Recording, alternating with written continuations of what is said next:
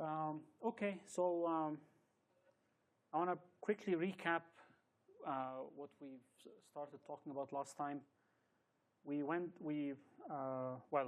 earlier we've gone rather quickly on a few elements of linear algebra because, as I mentioned, these will be used over and over, of course, as we deal with tensors and transformations of different sorts.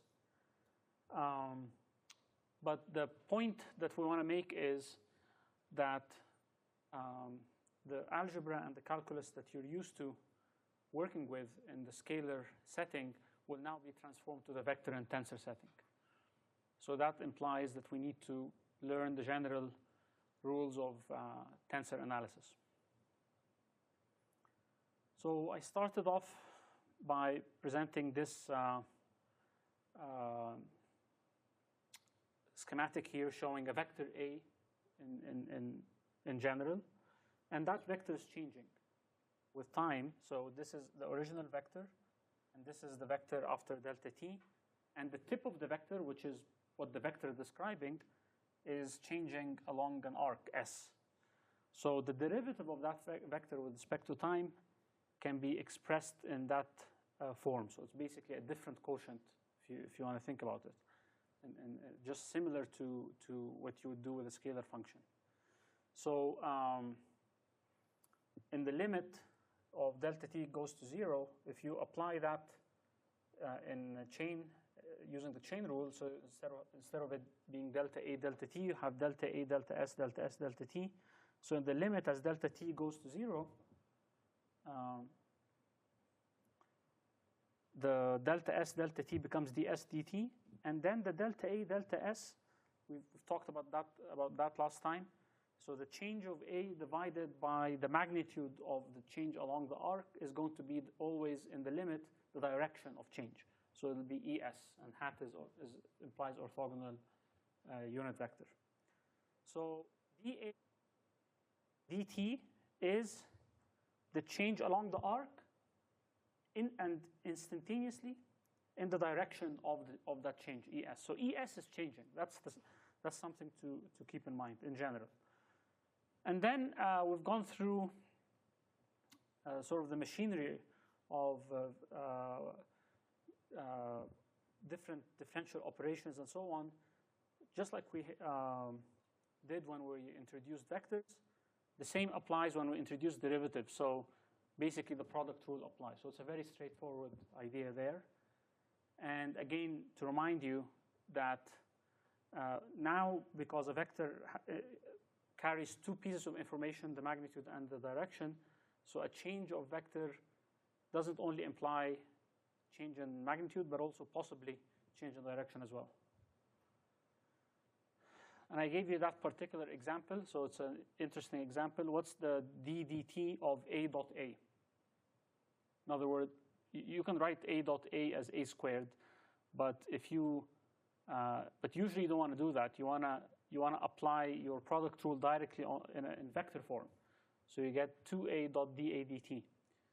So if you look at this here, that will be 0, right, if dA dt is 0. And how can dA dt be 0? Well, both the magnitude and direction need to be 0. So the absolute of A has to be constant, and the direction has to be constant.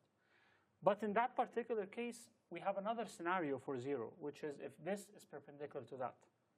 And in that case, it's enough for the amplitude or the magnitude to be constant, yet the direction not constant. Because if that's not constant, you can still have A being perpendicular to dA dt. An example would be, can anybody think? Circular motion, right? Where you always have the tip of the vector and the tangent direction always being perpendicular. So this is the formal way of writing A and then the derivative of A. So you differentiate the component multiplied by the basis vector plus the component multiplied by the derivative of the basis vector. So we went through a kinematics example. I don't want to go through this again, but you should make yourself familiar with it in terms of displacement velocities and accelerations. We will go through something similar shortly.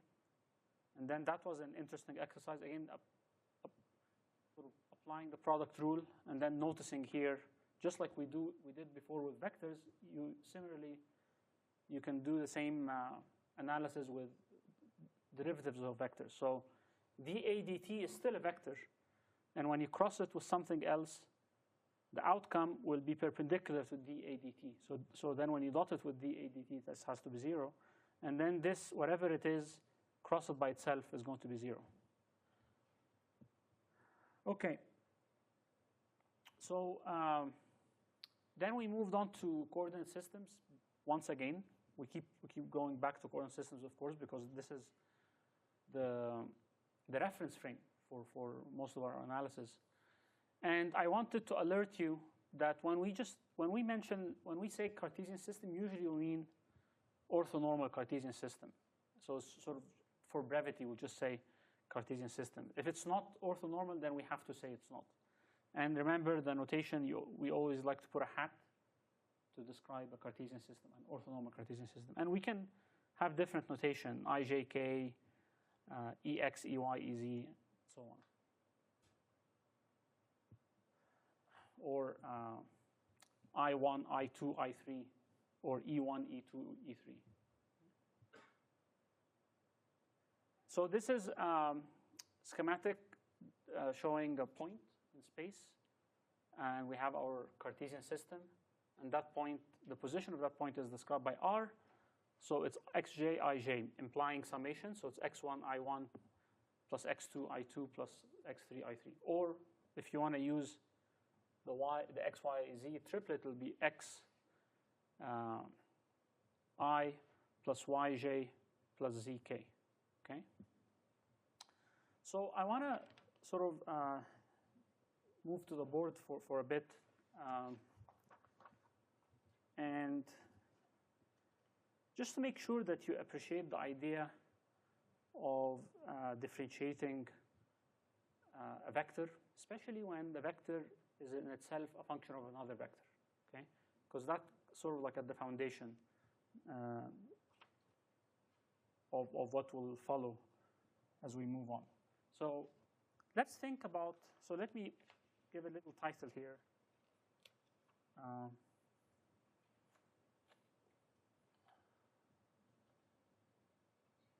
So the title of what I want to talk about, scalar versus vector derivatives.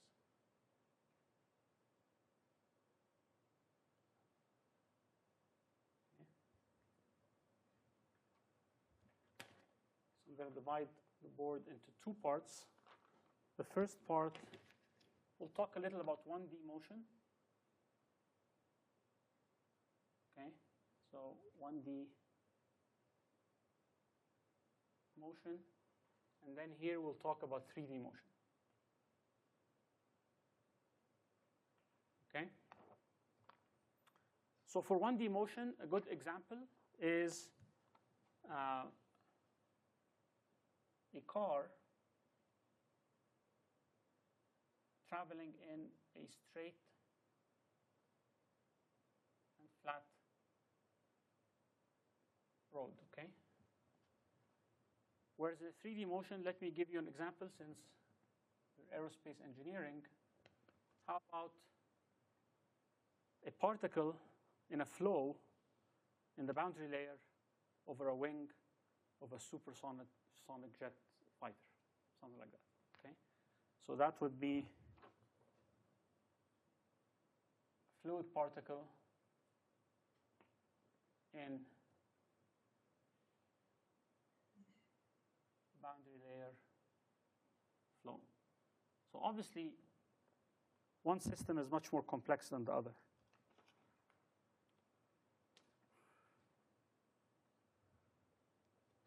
Okay. So let's take that system. So we will, it's a flat, straight motion. So we just need to describe things in terms of Ex. And for brevity, I'll just make a note here. Just because it's, when I'm writing by hand. It's just difficult to put the hat every time. So when I just say EI for now, I mean E hat I. Okay. So this would be EX. Okay. And so we have our car. Okay. And basically the position of the car from the origin, so this is the origin, and this is the center of the car, is described by a vector R.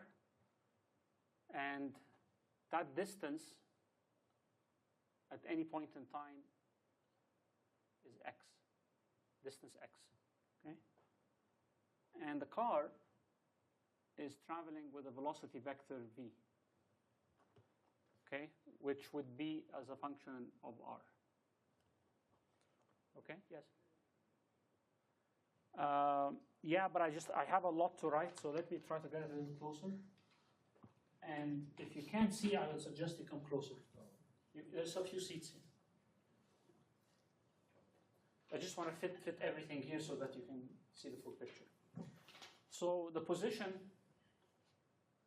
but I'll try to make it a little bigger. So the position of the car is x, ex. Is this a bit better for you? Okay. Is x, ex, okay? Now I can, if I analyze the car, I can also get the time at any point. So, so let's say it's t squared, ex. So this is just as an example. So basically here, in other words, if I know t, I can get the position, r. For example, if you tell me where's the car after 10 seconds, I can get the position. So this is a scalar equation, okay? And I'll call it equation 1. So from 1, basically, if I look at this here, I can relate those. So from 1, x as a function of time is equal to t squared. Okay? So actually, this is what so this is 1. And here, what we have is a scalar equation for the position as a function of time. All clear? Now, I want to get the velocity. So the velocity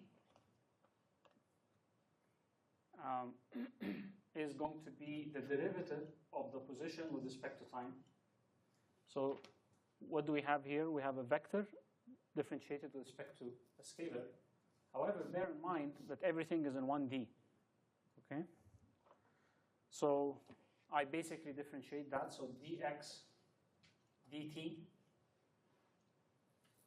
ex plus x dex dt. What is dx dt? Does anybody know? Dex dt? Is it changing in this system here? No, so that's 0. So I just have dx dt ex. And what is dx dt? If I differentiate dx dt, 2t. dx dt equals 2t, right? So basically this means that it's 2t ex. I'll call this equation 2. Okay? So now this v vector, velocity, is a scalar, so I'll call the scalar part v in ex, and it's equal to 2t ex. So I can just cancel the two ex's, and then I get v as a function of t equals 2t. So I have another scalar equation. So I have a scalar equation of x, how far the car is as a function of time, and then another scalar equation, v as a function of time. Now from 1, okay, or from that scalar equation, I know that t is equal to square root x. Okay. So then I can go back to my Vx, my V vector, which is 2t, and substitute in the square root x. So V equals 2x Ex. But then this again is a vector which is a scalar times a unit vector.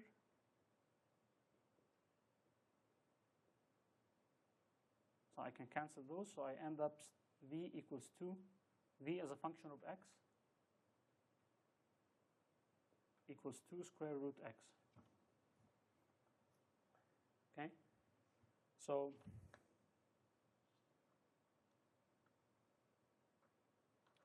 that also is a scalar equation. So that's all straightforward, right? Nothing unusual here. Now suppose I want to get a derivative of the velocity with respect to x, not with respect to time.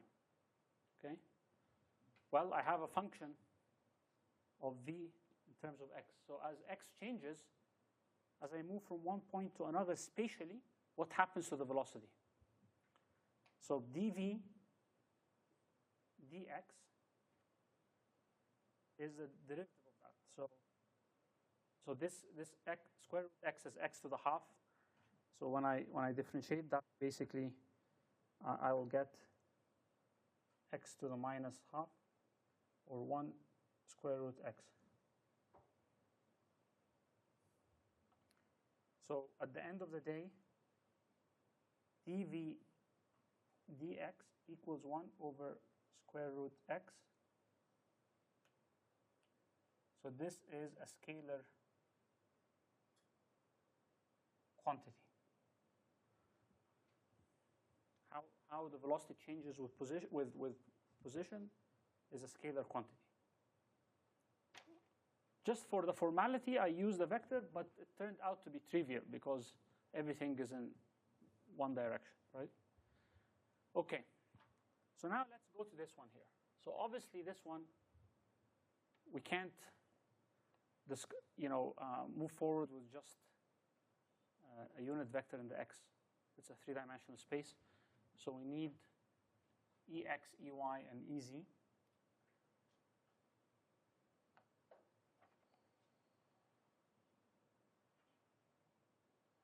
Okay.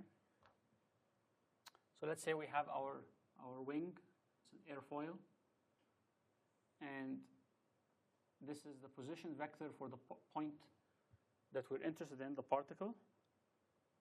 So that's r. And at that point in space and time, it has a velocity v in some direction in 3D space. Okay? So now let's follow the same logic. So it makes you appreciate the difference between this scalar case and this tensor case. So r is some component in the x, Ex, some component in the y, Ey, and some component in the z, Ez. Okay? So here we took the derivative dr dt to give us v, right? So same, v equals dr dt. But now we need to do that for each component, right? We're differentiating a vector that has several components instead of just one. But that's straightforward, and since this is a Cartesian system that doesn't change, to save time, I won't write that. Okay, we know it's 0. So it will be dx dt Ex plus dy dt Ey plus Ez dt Ez. Okay? So I can't then take that and write something like this anymore. I can't take it. I can't turn it into one scalar equation. I can turn it into 3 scalar equations, which would be cumbersome. So really, at the end of the day, this is a vector equation. Or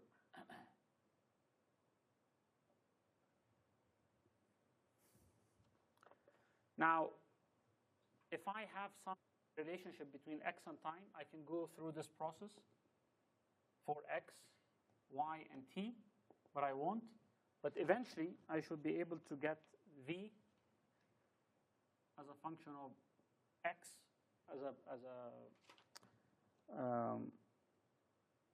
as a position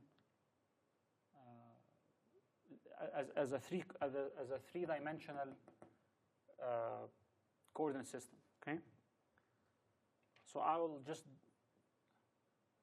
denote the first component as Vx, and the second component as Ey, and the third component as Vz. Vx, Vy, Vc. Okay. So remember here then, we said, okay, suppose we're interested in how the velocity of the car changes from one position to another. So let's say as it passes by your house, the velocity is something.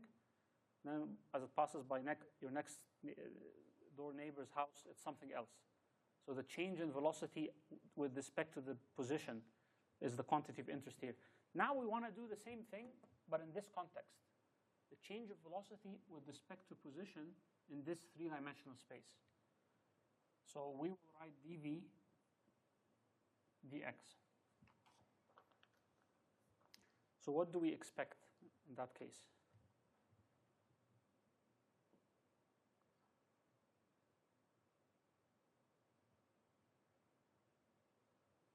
Any thoughts?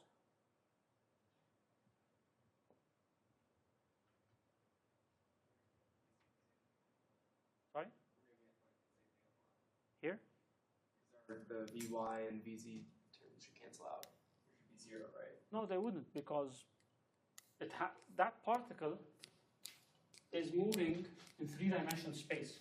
So it could have a component in the x direction, a component in the y, a component in the z. It's a particle, a complex.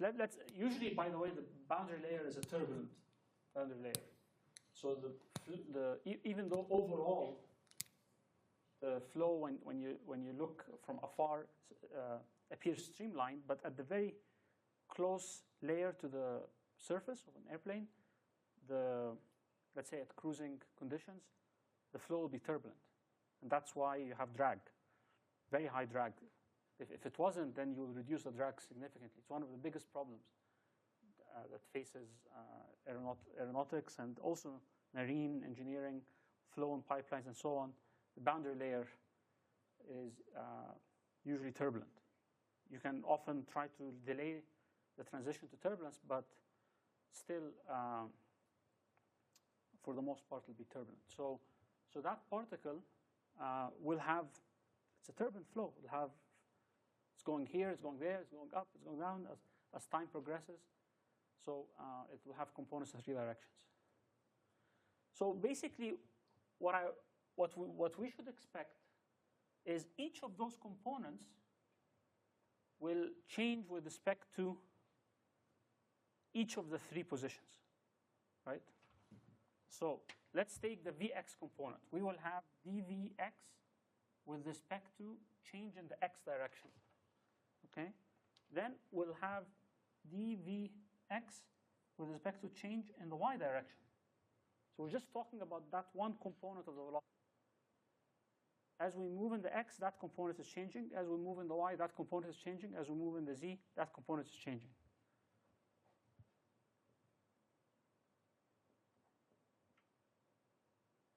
So we're just talking about the x component of the velocity. The same thing about the y component. dVy,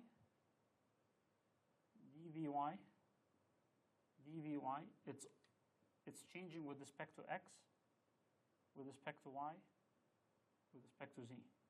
And then the same about the z component. dVz is changing with respect to x, with respect to y, and with respect to z. So what was just one quantity here, dV dx, one quantity, it's turned to 9. So the change from 1D to 3D is not the change from 1 to 3. It's a change from 1 to 9. Okay, because both the function okay? And the independent variables are vectors. If we're just differentiating with respect to time, only the function is a vector. The independent variable is still a scalar. So you only have 3 quantities. But when you differentiate with respect to x, you have 9 quantities. So what do you notice when you look at that? Sorry? Yeah. And, well, before we think about that, it has a pattern, right? Before we even reach the point of saying it's a gradient, it has a pattern, right? And when 9 numbers have a pattern, very ordered pattern in rows and columns, it invites us to put them in a matrix, okay? So notice this has a pattern, an ordered pattern. Thus, it can be assembled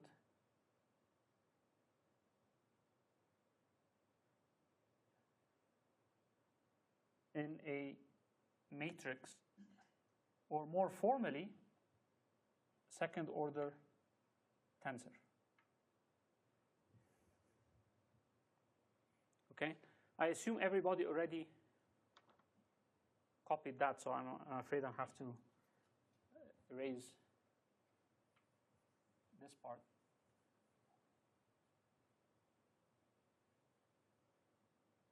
So now if we take that, we can write it as a matrix. So instead of writing 9 numbers separated by commas, just put them in a matrix. So dv dx, d dx, dv dx.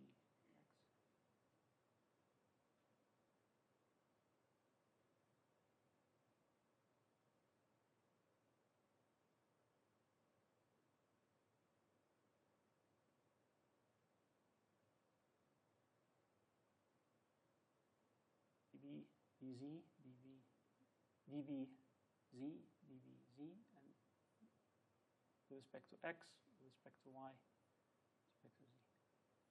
And as, what's your name?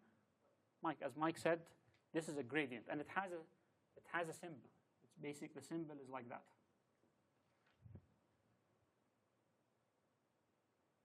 Okay.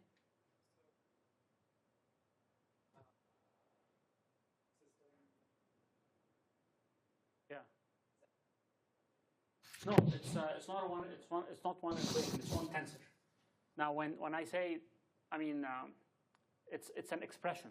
Like here, for example, it's an expression. I mean, I say equation as an equation number, but really it's an expression. V is a function of that. Right. So here, this is an expression just like that. So this one here, this one is familiar to you, right? V as a function of x is 2 squared. Yeah. So this is the equivalent of that. I'm sorry, are those commas or Here? Those are No, down commas. there. Are those Over here, it's commas, because we didn't recognize that we can put this in a matrix here. Okay. We're just thinking That makes logically. sense. Yeah, once we recognize that, we put them in a matrix, right? So now, so by the way, another way of calling that, you can call it grad V, as in graduate student V, right? And now everything just becomes logical, and then all the tensor notation you've done so far fits in very easily. So this is indicial notation. This is vector notation. I can write this in terms of indicial notation, dvi dxj or vi comma j, where basically I'm saying that x, y, z corresponds to x1, x2, x3. So now this was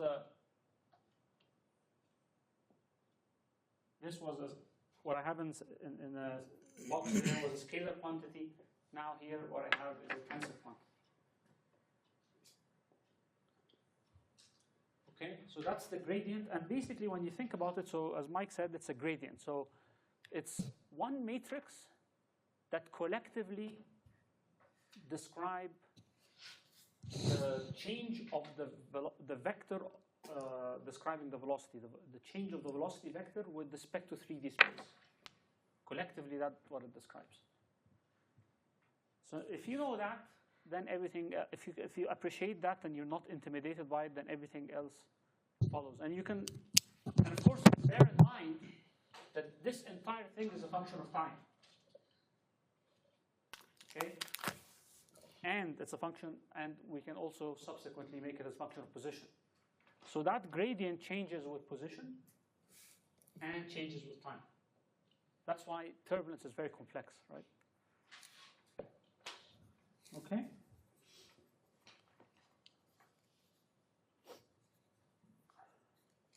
So when you see that, when you have a vector and you see this before it, this is an operator. It's basically telling us, take the vector and do this to it. Produce a matrix out of it. So this symbol itself is not a vector, it's an operator. It's telling us do this. It's like when you use the integration side to say, okay, do this to the function over a range. That equation you have vi comma j, is that also? Yeah, that's a notation. So that's notation for with a comma there. To say dvi dxj. You can just write it vi comma j. Yeah. Okay. Question? Yeah. I've seen the notation gradient squared. Is that just the second derivative? No, the gradient squared is going to, if we take that operation and dot it with itself, then that will give us a tensor dot a tensor, okay, which will produce a scalar, and that's what's meant by delta squared. We'll get to that, right? But see, once you're physically sort of appreciative of the meaning of this, and then connected with the tools that you've been learning, indices, vectors, and so on, then you connect both together, and everything really becomes so simple. You can then do these sort of rules that I was talking about on delta V, just like we did the first one, A and B, then dA dt. Well, now maybe we can do del A. This is called del A or grad A. Okay. So V is a vector, del V is a tensor now. Okay, it's the second. So V is a vector which is a first order tensor. Del V is a second order tensor. And when you see something like that, this is not any different from when you're doing your homework and you're dealing with something like that. Aij, for example. Okay? From an abstract point of view, Aij, Vij, the difference is that these are A11, A12, A13, A21, A22, and so on.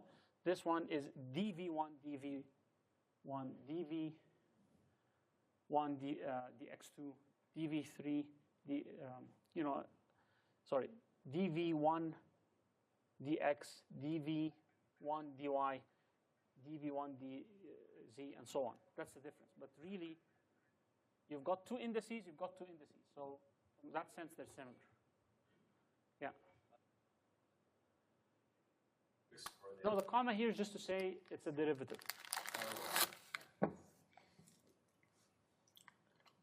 So let's now, so this took us to that, right? Let's go back now to this, okay? And then we follow. And as we proceed, remember that example, I think will be helpful for you. So, for example here, dr. So remember we're talking about a position vector. Okay, so let's say you've got two particles, this particle and that particle, two particles in the turbulent flow over your F16, right? So the vector between them is going to be dr. So just like we had r, now we have dr. R is the position of a particle from the origin. Dr is a vector description, infinitesimal though, very small, between two particles. So that's dr, okay? If you dot it by itself, it gives you the square of the distance, okay? So the differential distance between 2 points is given by the differential arc length computed by dr dot dr. So this is what it is. And then, so dr, dr can be written, the r can be written in terms of x, y, z, or x1, x2, x3. And if we go back to non-orthogonal, then we need to go back to superscripts, remember? So we're going to go back to the general case superscripts. So here, basically, we're saying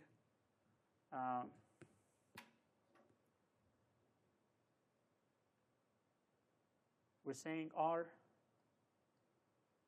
equals xi ei. Remember? That's the way we write it. So then dr.dr is dxi repeated indices sum, so you get that. dx1 squared, dx2 squared, dx3 squared, add them, or dx squared, dy squared, dz squared, depending on what notation you want. It gives you that quantity, and vector.vector gives you a scalar, so it gives you a quantity. And that quantity in the limit is the differential distance between the 2 points. Okay? Any questions on this? Okay. So now we're ready to move to curvilinear coordinate systems. It's a slightly different topic, but we're just proceeding. As we move forward, we're proceeding. So you will see a connection with what we did earlier with bases and dual bases. So remember, we had a basis and its reciprocal basis. And we also, for that first basis, we had another basis, a barred one. And for the reciprocal basis, we had another one, which was also barred. So we had 4 of them, and we could relate any of those 4 by some transformation matrix. So think also in a similar sense. Now we have a curvilinear basis, or basis described in a curvilinear system, meaning that instead of x and y and z, maybe we have a theta and a beta and a gamma to describe some position. So that's a basis, right? And the scalar quantities, remember the scalar quantities were x, or sometimes we would rather write it like that, a, ei. So the scalar quantities is x or a, right? So here, the scalar quantities are q1, q2, q3 in the curvilinear basis. So now we have 2 sets of scalar quantities, just like we've always had 2 sets of scalar quantities when we were describing the 4 bases that we worked with before. Now we have 2 sets, one between a Cartesian system, or one corresponding to a Cartesian system, and one corresponding to a curvilinear system, so we can relate them by a transformation, matrix multiplication. And graphically, if we take the Cartesian system and then we take this curvilinear system, so conceptually they're different. A Cartesian system, the components are positions, in meters, right? X, Y, Z. But in the curvilinear system, we can have angles.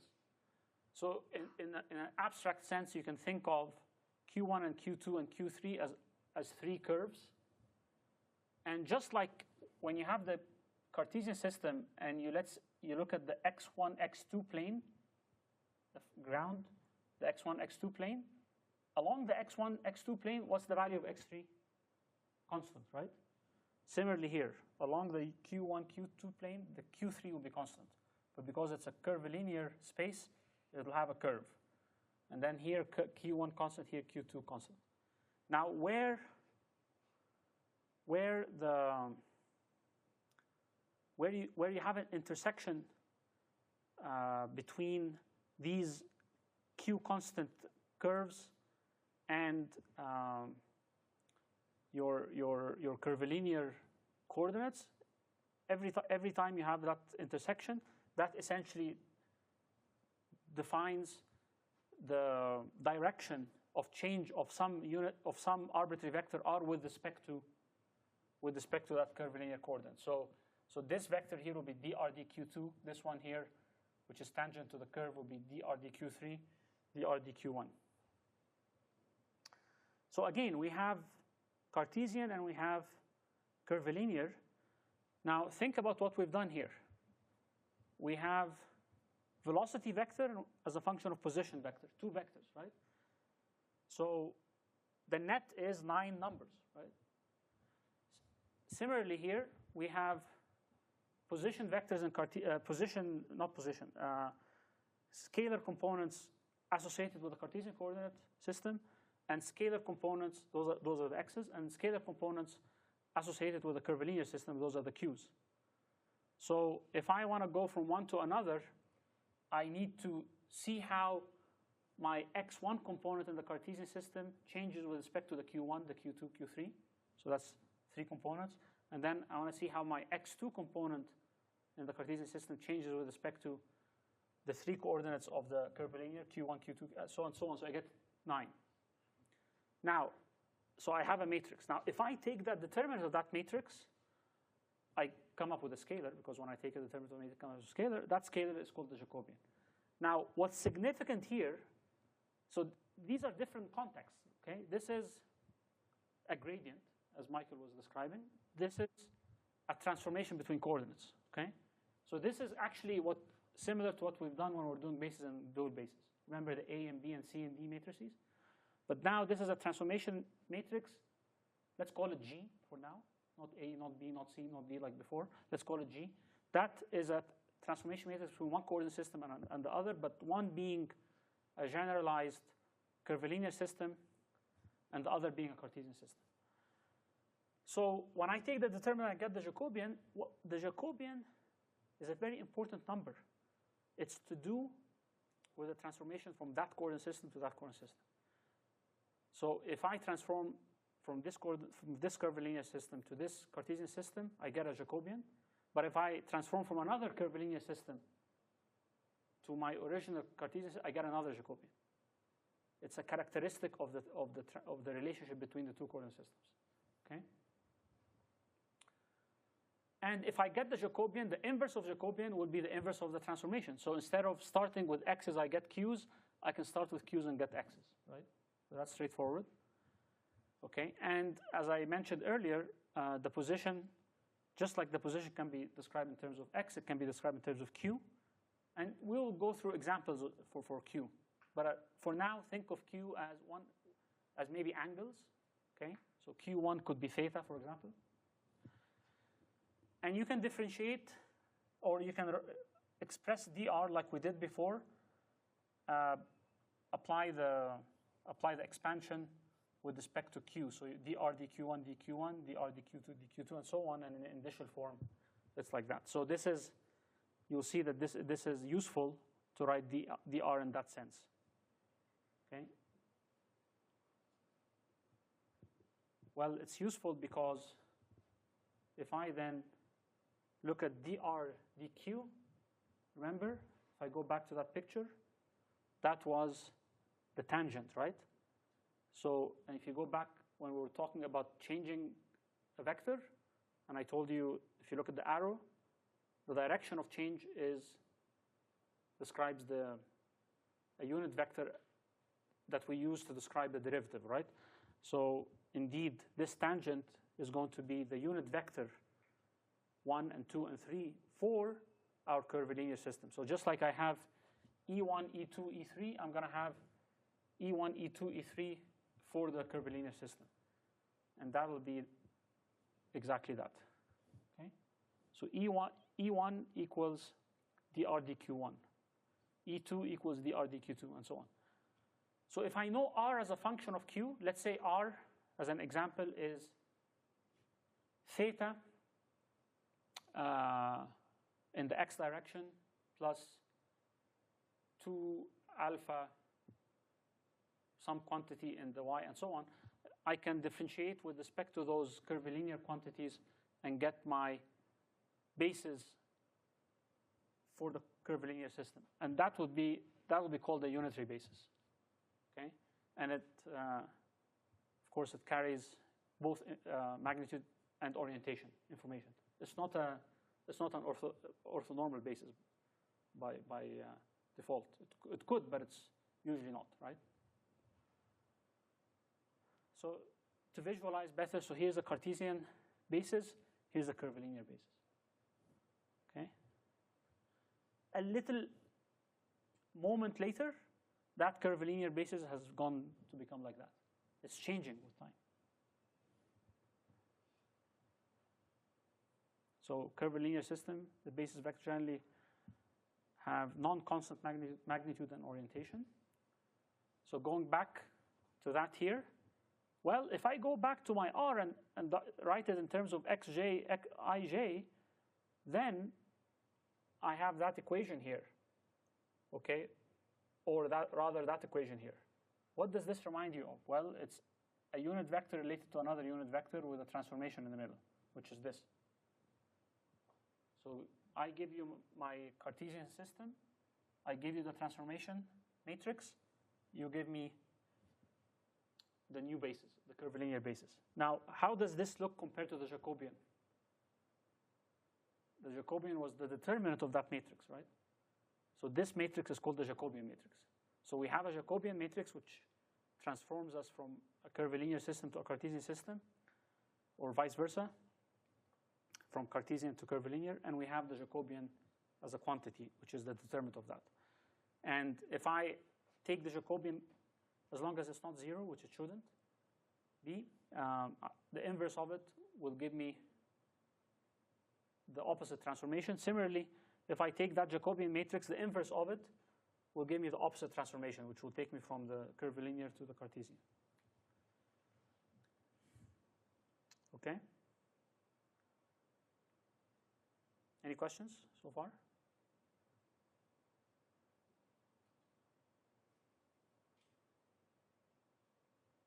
No questions? Okay. Okay. So now we move on to yet another concept related, which is the idea of the fundamental metric tensor. So remember, we talked about what dr.dr means, right?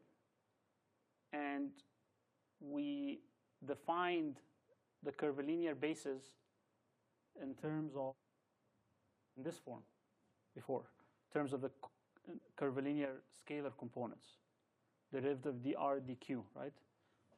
So this one is that, and remember dr is simply dr.dr, okay? Whatever it is, just dotted by itself. So when I put those two ideas together, okay, I have ei dqi dot ej dqj, because ei is dr dq, or dr divided by dq, and ej is dr divided by dq. If you look here, E is dr dq, right? So I can write that. So now, if I take this here, ei dot ej, I want to give it a name. I'll call it the fundamental metric tensor. Okay? It's a transformation, and we will give it a letter, just like we gave previously when we were talking about bases and dot bases A, B, C, D. We'll call it G. That's why 3 minutes ago I told you let's call it G, because I was thinking ahead. Okay? So then dr.dr is gij dq I dqj. Okay? What does that mean? It means that ds squared, which remember was the differential distance between 2 points, that quantity in a unitary system, in a system described by general curvilinear basis, can be defined in terms of the components of the fundamental metric tensor. So if I have that fundamental metric tensor, so don't confuse this with the Jacobian. This fundamental metric tensor only comes when I do dr.dr. When I have that fundamental metric tensor, then I can get ds squared readily. Okay? But I can also do other things, yes? No.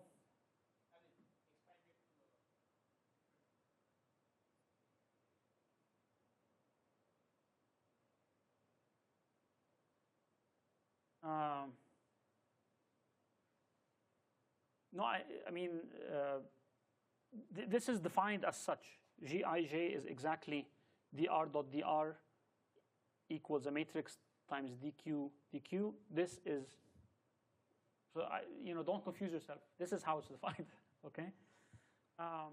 But you will appreciate what its meaning more shortly. So it's a matrix, right? Again, don't confuse it with the Jacobian matrix. It's a matrix. And it has some properties. So first of all, it's symmetric. So ei dot ej is the same as ej dot ei. Another property is that the norm of that matrix, which is basically by definition the absolute value of EI, which is EI dot EI. I mean, there's different types of norms. If we take that particular norm, which is you basically apply a dot product of a vector by itself and then take the square root. So that particular norm will be expressed like that, okay? GII square root. So it's a scale. So essentially, if you take G11 plus G22 plus G33, take the square root, this will give you the norm, okay? Which is the magnitude of the unitary basis vectors. So what does that mean? It means if I give you a unitary basis, or I give you a set of curvilinear basis vectors, okay? Compared to a Cartesian coordinate system, you can give me a Jacobian matrix, you can give me a Jacobian. And for that system in its own right, you can give me its fundamental metric tensor, and you can give me its norm. So you can give me so many things by just defining a curvilinear basis for you. It has all these properties and characteristics. Thirdly, well, as you would expect, it describes the curvature of the space. So this is a very interesting concept in topological mathematics. So a flat space is what we're all familiar with, has no curvature. It's called the Euclidean space, okay? So if we're dealing with a flat space, then Gi, J, all the components are constant. But a curved space, on the other hand, is called Riemannian. So in this case, the Gi, J components, the components of the fundamental metric tensor, are not constant. One good example is this one here, Lubachevskian space.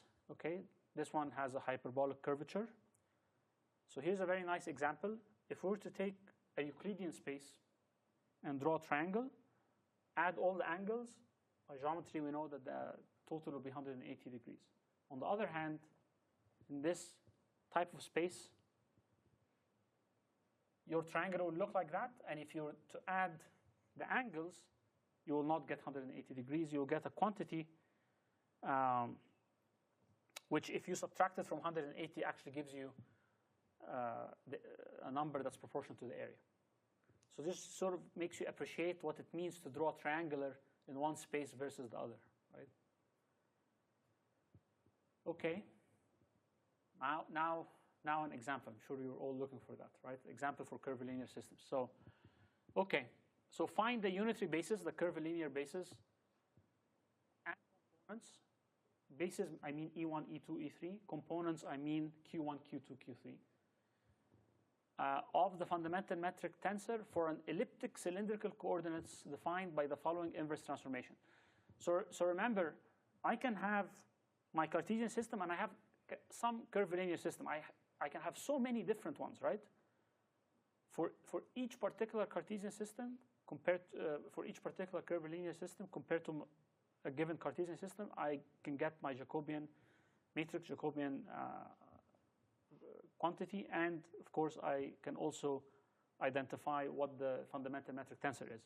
So here's an example of a particular relationship between a Cartesian system and a curvilinear system.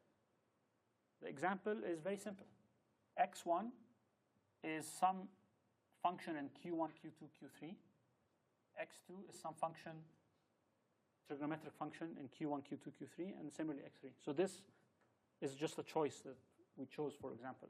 So A hyperbolic cosine Q1 times cosine Q2, that's X1. X2, A hyperbolic sine Q1 times sine Q2.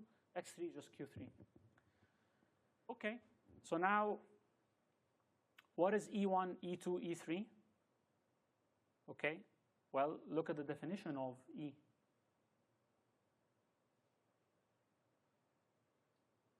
Here. It's dr dq, which is equal to dx dq, right, in i's. So I can just do dx dq. So it's really very simple. Now that we get into examples, you will see that all that is actually when you evaluate, when you use it and evaluate it and so on, it'll be very simple. So we've got that relationship here. Okay, so dx I dq1, 1 because I want E1. So I differentiate that with respect to Q1. So A hyperbolic cosine becomes A hyperbolic sine. The cosine doesn't change because I'm differentiating with respect to Q1. And then that one here, that doesn't change, that changes from hyperbolic sine to hyperbolic cosine. That doesn't because I'm differentiating with respect to Q1. Then Q2, so that changes, so it becomes a minus sine. That stays the same, hyperbolic cosine. And then similarly here, sine becomes cosine. And then 3, x3 doesn't depend on Q1 or Q2. It only depends on Q3, so I get 1. Straightforward, not a big deal at all, right? So now I can actually write, so now I have my E1, E2, E3. So if I now write this in a matrix form, E1, E2, E3 on the left side equals a matrix times I1, I2, I3. What's that matrix? Raise your hand. Alex? Where's Alex? The Jacobian matrix. Sorry? The Jacobian matrix. It will be the Jacobian matrix. And then, Brett, if I take the determinant of that matrix, it will be the Jacobian. It will be Jacobian, right? Now, what about, Brian? What about if I want to get the fundamental metric tensor? What do I do? Or Take the derivative. No, sorry. anybody else? Raj? Just do dr dot dr. Or if I already have E1, E2, E3.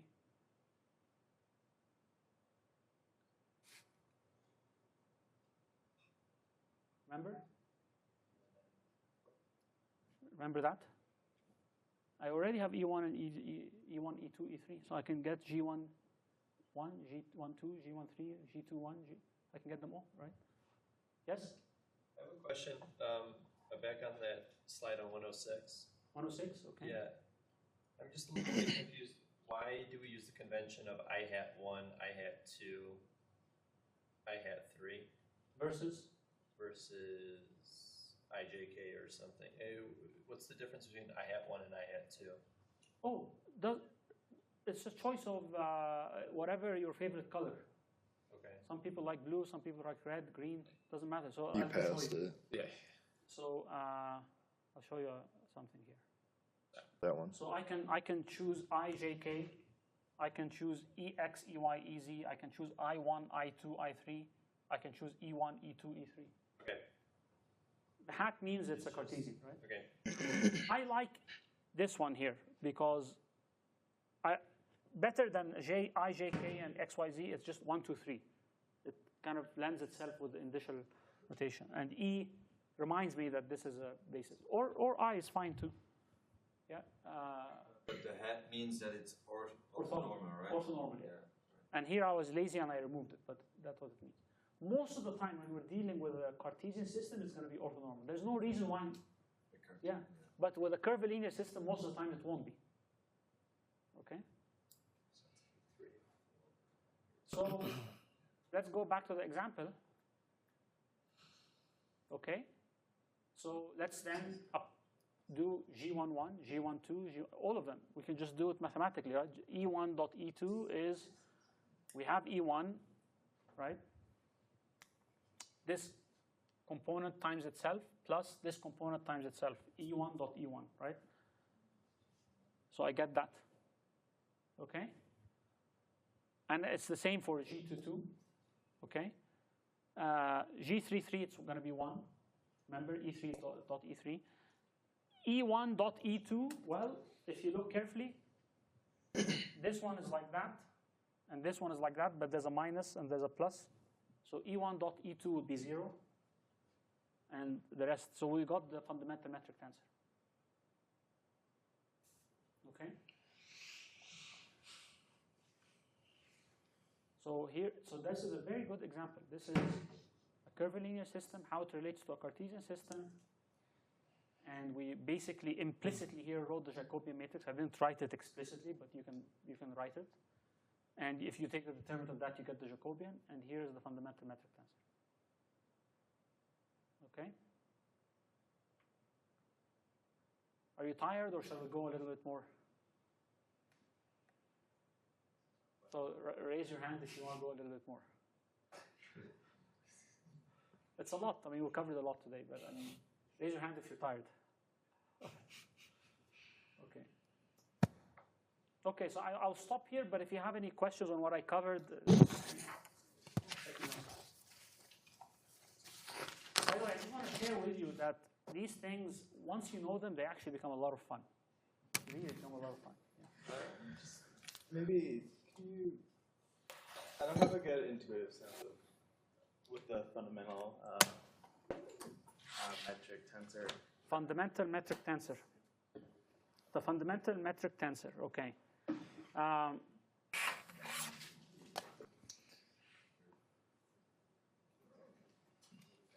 So I have in the following notes, I'll show you what the fundamental metric tensor can do with us, okay?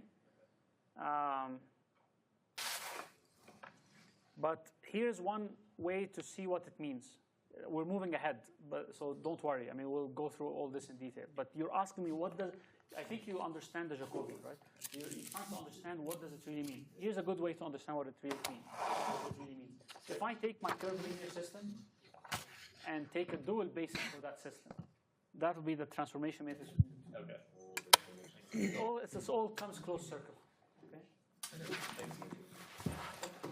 Another question, if the dual basis for an orthonormal system Is the same. is the same, right? It's always the same Yeah. because that's the definition. Okay. So tomorrow's office hours will be with the TA.